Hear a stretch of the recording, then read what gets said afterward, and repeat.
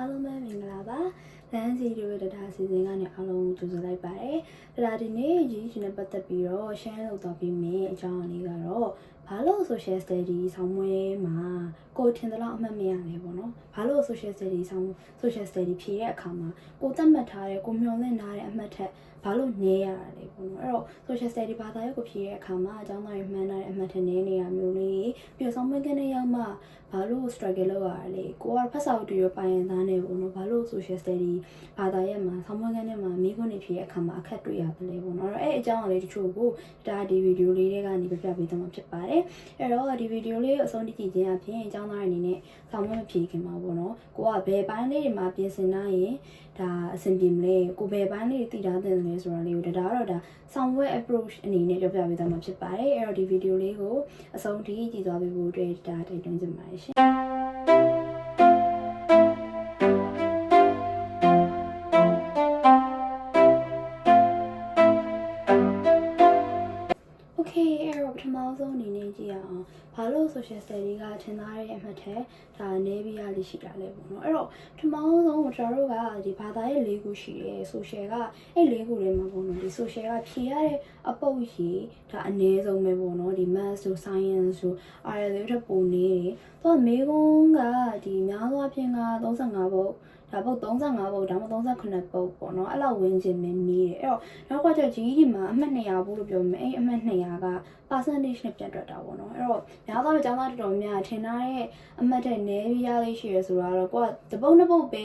မှားရင်တော့မှကျန်တဲ့ဘာသာရေးမှာရော့တဲ့အမှတ် social study မှာအမှတ်ပို့ပြီးတော့ဒါရော့တယ်ဘာလို့လဲ percentage နဲ့သွားတာဖြစ်တယ်အပုတ်ကြီးများရင်တော့တပုတ်တစ်ပုတ်ကိုပေးတဲ့အမှတ်လည်းနည်းဆိုမျိုးရော့တဲ့အမှတ်လည်းနည်းတယ်မိကုန်းမှာအပုတ်ရည်နေတာဖြစ်တဲ့အတွက်ပထမဆုံးကတော့ဒီမိကုန်းမှာအပုတ်ရည်နေတာဖြစ်တဲ့အတွက်ရတဲ့အမှတ်လည်းများသလိုဒါရော့တဲ့အမှတ်လည်းဒါများတယ်ပေါ့နော်အဲ့တော့အဲ့ဒါလေးတစ်ချက်ကလည်းဒါတည်တာမင်းနောက်တစ်ခါကျတော့အချိန်ပေါ့နော်အချိန်ကမိနစ်80ပဲရှိတော့ချို့ကျောင်းသားတွေကဖြည့်သွားတယ်ဒါပေမဲ့ပြန်စစ်ဖို့အတွက်အချိန်မလောက်တာမျိုးလေးဒါဆိုရှင်မှာကြုံရတတ်တယ်အဲ့တော့နောက်တစ်ခုကတော့ကျောင်းသားတော်တော်များကအရှိမဒီသင်္ချာနဲ့ science ကိုအရင်ဖြေကြရတယ်ပေါ့နော်အဲ့တော့သင်္ချာနဲ့ science ကိုအရင်ဖြေတဲ့အခါမှာအဲ့မှာတွေ့သင်္ချာရော science တို့မှာတွေ့ရတဲ့မိခွန်းပုံစံနဲ့ဒီ social နဲ့ RL မှာတွေ့ရတဲ့မိခွန်းပုံစံတွေကအများကြီးကွာဟာချက်ကွာဟာတာလေးရှိတယ်ပေါ့နော်အဲ့တော့ကျောင်းသားတော်တော်များရုပ်တရက်ကြီး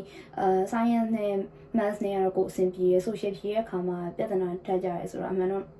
ဒီကိုကမေးခွန်းပုံစံနဲ့ကိုကမရင်းနေဘူးပေါ့နော်အဲ့တစ်ချက်ကလည်းအရေးကြီးရဲ့ဒါရှေ့ရဗီဒီယိုလေးတွေမှာဒါပြောခဲ့သလိုပဲကိုကဒီဘာသာတွေကိုကိုကစလုပ်တော့မယ်ဆိုရင် RL ကနေဒါစစေခြင်းတယ်လို့အရှိမှလည်းပြောခဲ့ရပေါ့နော်ဘာလို့လဲလို့မေးရင်ဒီမေးခွန်းဖြေတဲ့ပုံစံလေးတွေမေးခွန်းသဘောတရားလေးတွေကဒါ RL မှာဒါသူတို့ပြောသွားပြီးရမိတ်ဆက်ပြီးတယ်ပေါ့နော်ပြီးတော့နောက်တစ်ခုကကျတော့ဒီ social မှာပါတဲ့ဒီခေါင်းစဉ်တွေ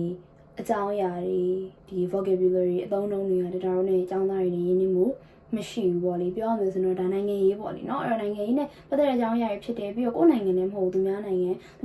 ံမှာကိုယ်မတူရဲ့ပါမတူတဲ့ဒီဘာသာစကားနဲ့ language နဲ့ကိုလေ့လာရတယ်ကိုနဲ့လုံးဝကိုကဘာတချမ်းကဒီကဘာတချမ်းမှာဖြစ်ပျက်ခဲ့တဲ့အကြောင်းအရာတွေကိုလေ့လာတဲ့တော်တော်ဒါစလေ့လာခဲ့ရတဲ့အကြောင်းအရာတွေကဒါ struggle ရှိတယ်အဲ့တော့ဆောင်းပွဲကနေရောက်တဲ့အခါမှာကျတော့ကိုကဒါတွေကိုဘယ်လိုလုပ်မလဲအဲ့တော့ဒီဖတ်စာအုပ်တွေလေ့လာတဲ့အခါမှာတော့ကျတော့ကိုက concept တစ်ခုနဲ့တစ်ခုအချိတ်ဆက်လေเนาะဖတ်စာအုပ်တွေမှာပါတဲ့စာပိုက်တွေကဒါကျောင်းသားတွေသူတို့ကဒါဘာကြောင့်ဖြစ်တယ်ဒီအစင်တိုင်းလေးတော့၎င်းမို့လို့ဒီရှင်းရှင်းလင်းလင်းရှင်းပြတာပြီးတယ်အဲ့တော့ဖတ်စာအုပ်တွေမှာကိုက practice လုပ်ရတာတော့လွယ်တာပေါ့ဒါဖတ်စာအုပ်တွေဒီ McGraw-Hill တို့ Kaplan တို့မှာဒီ practice လုပ်ရတာလွယ်တယ်ဒါပေမဲ့ဆောင်းမန်းကနေမှာဘာလို့ခက်လဲလို့မင်းတော့ဖတ်စာအုပ်တွေကစာပိုက်တွေတော့မဟုတ်ဘဲနဲ့ဒီသူတို့ထုတ်ပြန်ထားတဲ့စာတန်းတွေဒါမှမဟုတ် speech တွေspeech တွေမိန့်ခွန်းတွေဒီပြီးတော့သူတို့ထုတ်ပြန်ထားတဲ့စာတန်းတွေဒီစောင်းပါးတွေသတင်းစာတွေကဟာတွေယူတာတော့ကျတော့ဟိုအမှဒါတို့ကြီးဒီမှာဒီဖတ်စာအုပ်တွေမှာ practice လုပ်ရမှာတော့တော့ကျတော့ကျောင်းသားတွေလေ့ကျင့်ဖို့အတွက်တခါတည်းဒါလာတာပြီးသားလေနော်ဒါပေမဲ့ဆောင်းပွဲမှာကျတော့ဆောင်းပွဲဖြေဖို့ဖြစ်တဲ့အတွက်သူတို့ကဒီသူတို့ရဲ့ original document တွေတော့လကောက်ဒီစောင်းပါးတွေတော့လကောက်ဒါဆောင်းပွဲကနေမှထည့်လိုက်ရင်ကျောင်းသားတွေအဲ့ဒါကိုဖတ်တယ်အဲ့တော့ကိုကအဆောင်ပြည့်အဆုံးပြည့်ဖတ်သလိုလေဖြစ်နိုင်တယ်ကိုနဲ့မရင်းနှီးတဲ့အသုံးအနှုန်းတွေကြောင့်မလို့ပေါ့နော်ကိုရုပ်တရက်ကြီးအဲ့တော့စာဘက်ကိုစဖတ်ကလေးကဒါ struggle ဖြစ်သွားတယ်အဲ့တော့စာဘက်ကိုဖတ်တဲ့အခါမှာကျောင်းသားက struggle ဖြစ်သွားတယ်ဟာကိုကဒါဘာကြီးလည်းမသိတော့ဘူးဆိုရင်မိခွန်းဖြေတဲ့အခါမှာလည်းဒါ struggle ဖြစ်တယ်လीเนาะအဲ့ဒ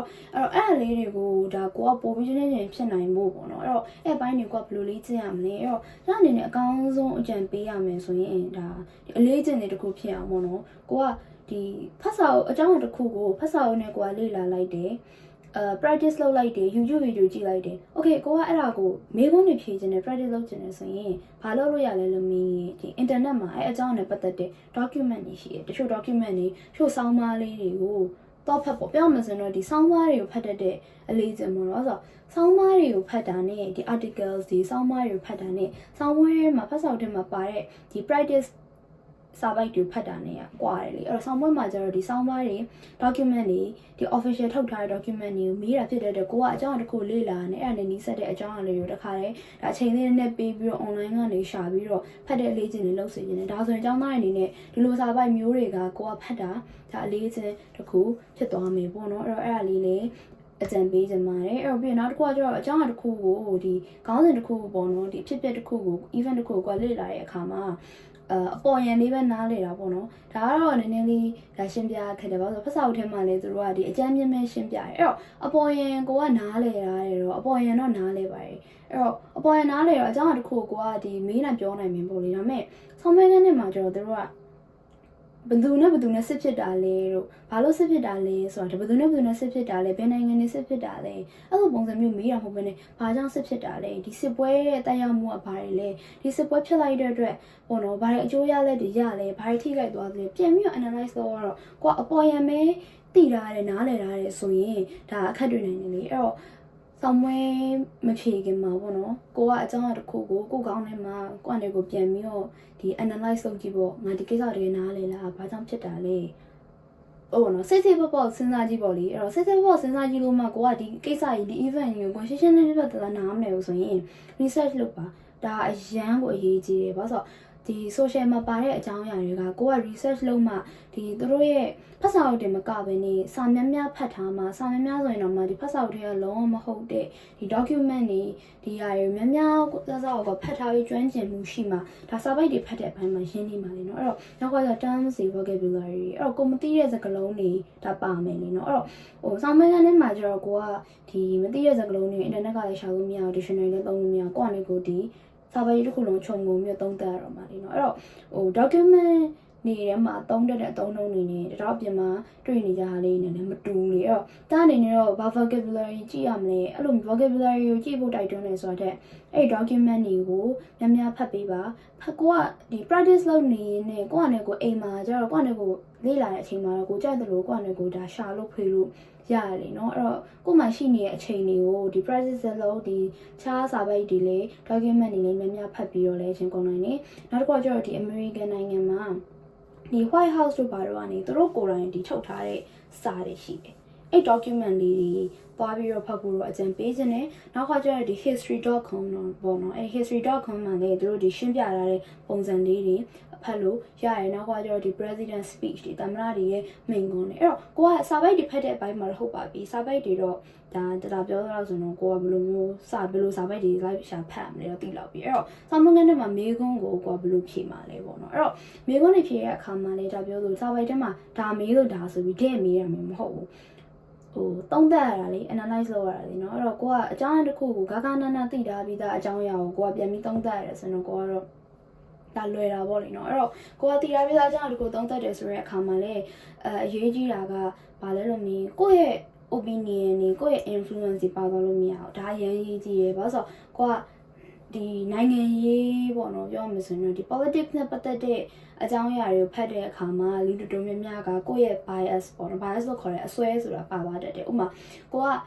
age ဥပမာထားပါတော့ဒီ American ဒီဒုတိယကမ္ဘာစစ်ဖြစ်တဲ့ကာလမှာဒါဂျပန်တွေကို American တွေအကန့်သွင်းနေပေါ့နော်ဒီဂျပန်တွေကိုသူတို့နိုင်ငံထဲမှာရှိဂျပန်တွေကိုကန့်သွင်းလိုက်တယ်အဲ့တော့ဖတ်လိုက်တဲ့အခါမျိုးမှာဥပမာပေါ့နော်ဒါတို့လူတွေတွေကဒါတို့ဒီဒါတို့က Asian တွေဖြစ်တဲ့အာရှတွေဖြစ်တဲ့ဒါမတရားဘူးလို့ဒါတို့မှမြင်နိုင်တယ်အဲ့တော့ကိုယ့်စီမှာအဲ့လိုမျိုးကိုယ့်ရဲ့ emotion နဲ့ကိုယ့်ရဲ့ bias တွေ opinion တွေပါသွားတဲ့အခါမှာကိုကစာရွက်ဖတ်တဲ့အခါမှာဘယ်လိုပြောရမလဲကိုယ့်ရဲ့အမြင်တစ်ချက်က filter ခံသွားရတယ်နော်အဲ့တော့စာရေးဆရာပေးခြင်းနဲ့message တဲ့ဒါတော့ဘာဖြစ်သွားလဲလို့မြင်ကိုယူလိုက်တဲ့ကိုယ့်ရဲ့ conclusion ကိုယ့်ရဲ့ emotion ကအများကြီးတက်ရောက်သွားတယ်အဲ့တော့စာပဲဖတ်တဲ့အခါမှာဆောင်းမဖြေတဲ့အခါမှာကျတော့ကိုယ့်ရဲ့ emotion တွေကိုယ့်ရဲ့ opinion တွေတက်ရောက်သွားရင်စာရေးဆရာပေးခြင်းနဲ့ message ကလွဲသွားတတ်တယ်အဲ့တော့တက်နိုင်သလောက်ဆောင်းမွေးခန်းထဲမှာပေါ့နော်ကိုယ့်ရဲ့ အတွေးတွေကိုယ့်ရဲ့ပြင်ပကိုယ့်ရဲ့ opinion တွေဒီ feeling တွေကိုခဏလောက်လေးဘယ်လိုပြောမလဲ control လုပ်ပြီးတော့စာရေးဆရာပြောချင်တဲ့ဟာကိုပဲအနန္တလုပ်နိုင်တော့ဒါကောင်းတယ်အဲ့ဒါဘာလို့ပြောရလဲလို့မေးရင်တတို့ဒီက western ကလူတွေနဲ့တတို့ဒီ asian တွေနဲ့ကွာဟာချက်လေးရှိရကွာချက်တာနှိမ်တာမဟုတ်ဘဲနေပေါ့နော်ဒီဘယ်လိုပြောမလဲသူတို့ကကြောက်သူတို့အမြင်လေးတတော်တို့ကပတ်ဒီတစ်ဖက်ချမ်းအမြင်လေးနော်တတော်တို့မြင်တဲ့အမြင်လေးသူတို့ဘက်ကနိုင်ငံအယူဆဒီလူမျိုးယူဆရကွာဟာချက်တွေရှိရတဲ့အတွက်ကိုယ့်ရဲ့ opinion ခံသွားရင်စာရေးချက်ပေးခြင်းနဲ့ point နဲ့ message ကဒါလွတ်သွားတတ်တယ်အဲ့ဒါလွတ်သွားပြီဆိုရင်စာရေးချက်ပေးခြင်းနဲ့ message ကဘာလဲလို့ဖြေရတဲ့အခါမှာစာရေးချက်ပေးခြင်းနဲ့ဟာတဲ့စာရေးချက်ပေးခြင်းနဲ့ message ကိုယ့်ရဲ့ opinion တွေကိုယ့်ရဲ့ emotion တွေကိုယ့်ရဲ့အမြင်တွေကိုဖြေလိုက်တတ်တယ်အဲ့ဒါအရေးကြီးတယ်ဘာလို့လဲဆိုတော့ဒါကွန်လည်းအဲ့လိုအမြင်ဖြစ်တယ်ဘာလို့ဆိုတော့တစ်ခုခုဖတ်လိုက်ပြီဆိုရင်ကိုယ့်ရဲ့ခံစားချက်ဒါကြီးကဘလိုကြီးလဲပေါ့ကိုယ့်ခံစားချက်ကိုအရင်ဆုံးဒါစဉ်းစားတတ်တဲ့လူဆိုတော့ဆောင်းမွေးဖြေတဲ့အခါမှာအဲ့ဒါလေးအရေးကြီးတယ်အဲ့တော့စအနေနဲ့တင်တဲ့ကျောင်းသားတွေကိုအမြဲပါမှားလဲဆိုရင်ပေါ့နော်ဒီကိုယ့်ရဲ့အမြင်တွေ opinion တွေပြောလို့ရတယ်ဒါပေမဲ့ဆောင်းမွေးဖြေတဲ့အခါမှာဒီဆောင်းမွေးကန်းထဲမှာစာပိုက်ကလေးဖတ်တဲ့အခါမှာတော့စာရေးဆရာကိုပဲ focus လုပ်စေချင်တယ်စာရေးဆရာကဘာကိုပြောချင်တာဖြစ်မလဲဒါမှမဟုတ်ရင်ကိုသာဆိုရင်ဆိုတော့စာရေးဆရာဘာကိုပြောချင်တာဖြစ်မလဲပေါ့နော်အဲ့ဒီဖြစ်ပျက်ကိုလေ့လာနိုင်ကောင်းတယ်နောက်ကကျတော့ကိစ္စတစ်ခုကိုလေ့လာတဲ့အခါမှာဒါဆောင်းမွေးကန်းတော့မဟုတ်ဘဲねပေါ့နော်အပြင်မှာအကြောင်းတစ်ခုလေ့လာတဲ့အခါမှာတစ်ဖက်သေးကိုပဲလေ့လာစေခြင်းဥပမာစစ်ပွဲတွေဖြစ်တယ်ဒုတိယကမ္ဘာစစ်ဖြစ်တယ်ပေါ့နော်ဒါ American history American ဘာလေ့လာရဖြစ်တဲ့ဒီစာပိုက်တွေမှာတော့ဦးစားပေးတာ American ရဲ့အပိုင်းကိုရေးမှာပဲဒါပေမဲ့တအနေနဲ့ကျတော့ American အပိုင်းတစ်ခုတည်းမဟုတ်ဘဲနဲ့တခြားစစ်ပွဲတွေမှာပါတဲ့နိုင်ငံတွေဥပမာ Germany okay ဘာလို့ Germany ကဒုတိယကမ္ဘာစစ်ကိုစရတာလဲပါရတာလဲအဲ့လိုပဲဂျပန်အဲ့တော့တစ်ဖက်တည်းအောင်လေ့လာပဲနဲ့ကွာစာပြီးလေ့လာသွားကြတာအဖက်ဖက်ပေါ့နော် Germany Russia Japan အဲ့လိုပဲ American England ပါတဲ့နိုင်ငံလေးတွေရဲ့သူတို့မှာလည်းသူတို့ intention သူတို့ရဲ့ရည်ရွယ်ချက်ရှိတယ်အဲ့ဒါလေးတွေကိုကွာလေ့လာနိုင်တော့တစ်ဖက်တည်းကိုပဲဒီကိုယ့်ရဲ့ဆွဲတဲ့ bias ပေါ့နော်အဲ့ဒါလေးနည်းနည်းလျော့သွားနိုင်တယ်ဘာလို့ဆိုတော့ bias ကလူတိုင်းမှာရှိတယ်နိုင်ငံတိုင်းမှာရှိတယ်လူမျိုးတိုင်းမှာရှိတယ်လူတိုင်းမှာ bias ရှိပြီးသားအဲ့တော့ကိုယ်စလေ့လာကြတဲ့အဲ့အကျင့်လေးရောဖြစ်စေခြင်းနဲ့ဆိုရင်ကိုယ်ဘာလုပ်လို့ရလဲလို့မင်းအကြောင်းအဖြစ်ပြဘက်တစ်ခုတည်းကိုလေ့လာမှာမဟုတ်ဘဲနဲ့တစ်ဖက်ကရောတခြားနိုင်ငံတစ်ခုကဘယ်လိုလဲပေါ့နော်ဥပမာ American နဲ့ democracy နဲ့ communist နဲ့လေ့လာတဲ့ထားပါတော့ခိုးဝါဖြစ်တယ်ဆိုရင်တော်တော်များ American တစ်ဖက်ချမ်းကိုပဲလေ့လာတယ် okay ဒါဆိုဘာလို့communist ဘက်ကတူဖြစ်တာလေ communist ကကြတော့ရောဘာလို့သူတို့မှလဲသူတို့ထားရတခုဒီ Soviet Union ခိုင်းမှနေရလဲအဲ့လိုပေါ့နော်ဒီဘက်ကိုလှည့်ပြီးတော့ဒါလေ့လာပြီးရင်ဒါအများကြီး practice ဖြစ်တယ်အဲ့ဒါခုဒီမှာပြောသွားတဲ့ဟာလေးတွေ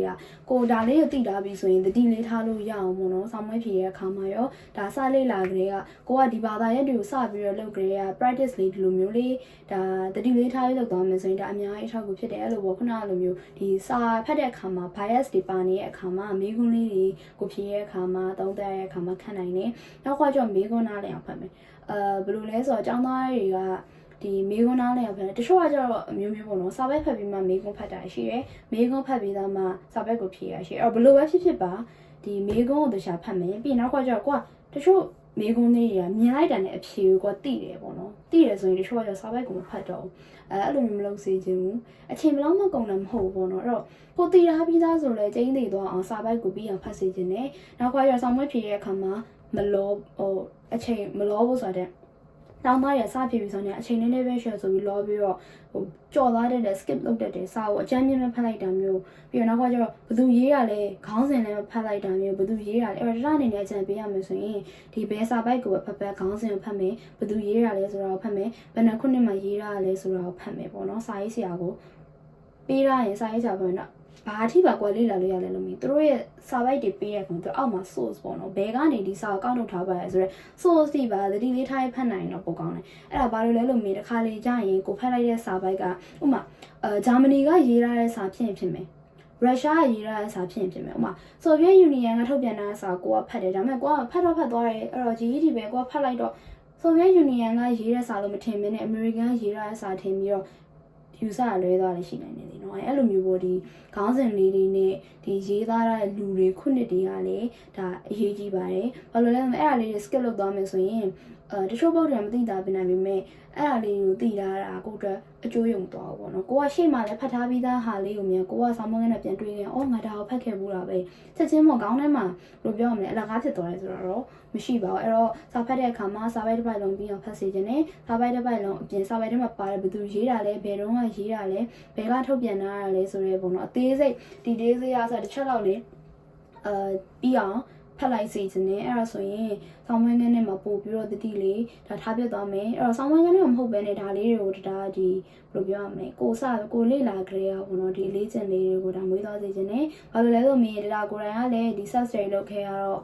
ဆောင်းဝန်းမှာဘလို့ပါတယ်ဘလို့မျိုးလုပ်အောင်ဆိုတော့ကိုမသိရဘူးလေနော်ကိုမသိကြတော့ရက်ကန်နဲ့ဖြေရတော့ဆောင်းဝန်းကန်းနဲ့မှာ struggle ဖြစ်ရတယ်လေအဲ့တော့ကိုစာပြန်တင်တဲ့အခါမှာကျတော့ကိုចောင်းသားတွေကိုကိုကဖြေခဲ့ပြီးတဲ့သူဖြစ်တဲ့အတွက်ကိုចောင်းသားတွေကိုဒီလိုလေးတွေဒါတတိလေးပြီးသွားရင်တတိလေးထားသွားရင်အလေးကျင့်လေးဖြစ်သွားရင်ဒါ social မှာရော RL မှာရောတစ်ဖက်က science တို့သင်ချာတို့မှာလည်းဒါအထောက်ကူဖြစ်ပါတယ်အဲ့တော့နောက်တစ်ခုပါရှိအောင်လဲ social မှာ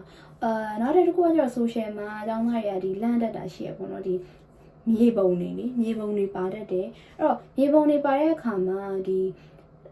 တနိုင်ငံလုံး sorry ဒီကမ္ဘာလုံးနှီးပါမှာပေါ့ဒီကြီးတွေဖြေတာဖြစ်တဲ့အတွက်ဟို American မြေပုံကြီးတစ်ခုလုံးတော့အလို့ရဖို့အလို့တည်ဖို့တော့မလိုပါဘူးဒါပေမဲ့ကိုဘာသိဖို့လို့လဲငယ်တော့ညီမကြီးမှာစောင်းမဖြစ်ရင်ရှင်းနောက်တောင်မြောက်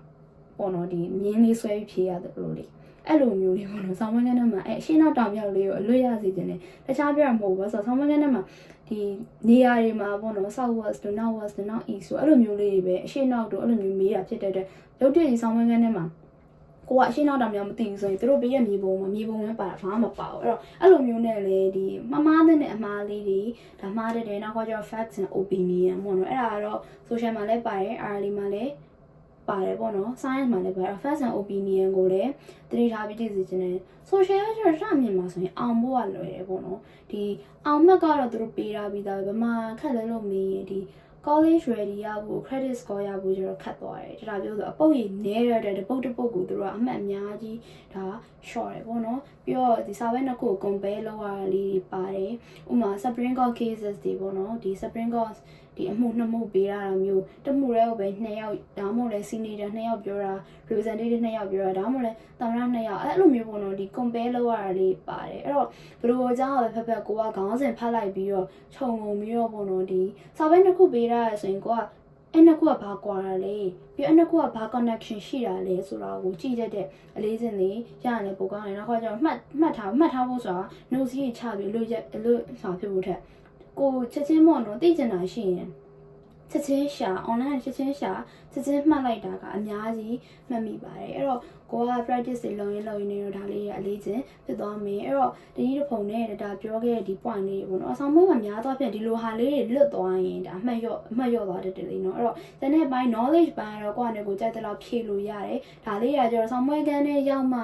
ဒါ social ဖြည့်ရဲ့အခါမှာတွေ့ရတဲ့ပြဿနာလေးဖြစ်တယ် practice လုပ်တော့ကတော့မသိတာဘူးကို practice လုပ်တဲ့အခါမှာတော့ကြိုက်တယ်လို့ online ကနေရှာလိုက်ဖွေလိုက်စဉ်းစားဖို့လည်းအချိန်ရတဲ့အတွက်ကိစ္စမရှိဘူးဒါပေမဲ့ဒါပြောတဲ့ဟာလေးရကျတော့ကို့မှာအလေးစင်ရှိထားရင်ဆောင်မွေးကန်းနဲ့မှာဒါလေးတွေကခဏဒီမှားတဲ့ဒီရှမ်းတဲ့ပုံစံလေးပေါ့နော်ဒါလည်းလိုမျိုးလေးမှားခဲ့တာဖြစ်တဲ့အတွက်အဲ့တော့ဒီချက်လေးတွေကိုကျောင်းသားအနေနဲ့တတိလေးထားပြီးတော့ဒါလေးကျင့်သွားမယ်ဆိုရင်တော့ဒီ social ဆောင်ပွဲမှာဒါကောင်းမွန်ကို practice လုပ်နိုင်မယ်ဖြေနိုင်မယ်လို့တော့ဒါအနေနဲ့တော့ဒါယုံကြည်ပါတယ်အဲ့တော့ဒီနေ့ဗီဒီယိုလေးကတော့လောက်ပါပဲနောက်ပတ်ဒီမှာလည်းဒီ social study နဲ့ပတ်သက်တဲ့အကြောင်းအရာလေးတွေကိုဆက်လက်ပြီးတော့ share လုပ်သွားပြီးမှဖြစ်ပါတယ်ပြီးတော့နောက်ပြီးတော့ပေါ့နော် Facebook မှာကြည့်ရတာဆင်ပြီးတဲ့သူတွေ share ဆိုရင်လည်းဒါရဲ့ဒီမေတော်ရာဟိန်ဆိုတဲ့ YouTube channel လေးမှာလည်းတင်ထားပေးပါတယ်အဲ့တော့ channel လေးမှာလည်းပုံမှန်လေး update လေးလုပ်သွားပြီးဖို့ရှိပါတယ်အဲ့တော့ဒီနေ့တော့လောက်ပါပဲအားလုံးကိုကျေးဇူးတင်ပါတယ်